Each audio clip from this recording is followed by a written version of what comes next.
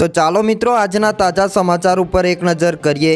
દક્ષિણ ભારતનું દંગલ, પશ્ચિમ બંગાળની 152 અને તમિલનાડુની 234 બેઠકો પર વોટિંગ શરૂ।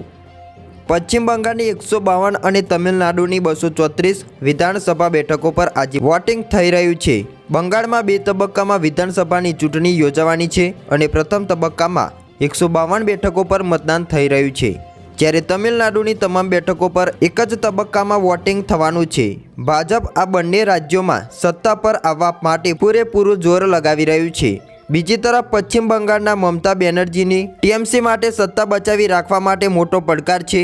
તમિલનાડુમાં એમકે સ્ટાલિન માટે પણ ફરી એકવાર સરકારમાં આવવું સરળ નહીં હોય। મતદાનની શરૂઆત થઈ ગઈ છે અને આજે સાંજે 6 વાગ્યા સુધી જે લોકો વોટ આપવા માટે લાઇનમાં ઊભા રહી જશે તેમને મતદાન કરવાની તક મળશે।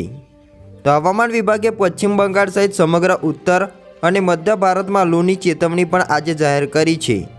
એવામાં મોટાભાગના મતદારો સવારે અને સાંજના સમયે જ મતદાન કરી શકે છે। બપોરે ભારે ગરમીના કારણે મતદાન ઓછું રહે તેવી પણ શક્યતા। ચૂંટણી પંચે મૂક્યો છે પ્રતિબંધ। ચૂંટણી પંચે પશ્ચિમ બંગાળ વિધાનસભા ચૂંટણી લડી રહેલા ઉમેદવારોને નિર્દેશ આપ્યો છે કે તેઓ 23 એપ્રિલના રોજ સાંજે 6 વાગ્યે મતદાન પૂર્ણ થાય ત્યાં સુધી પોતપોતાના મત વિસ્તારની બહાર ન જાય। પ્રથમ તબક્કાની ચૂંટણીમાં આજે એટલે કે ગુરુવારના રોજ રાજ્યના 16 જિલ્લાની વિધાનસભાની અંદર 552 વિધાનસભા બેઠકો પર મતદાન શરૂ થઈ ગયું છે।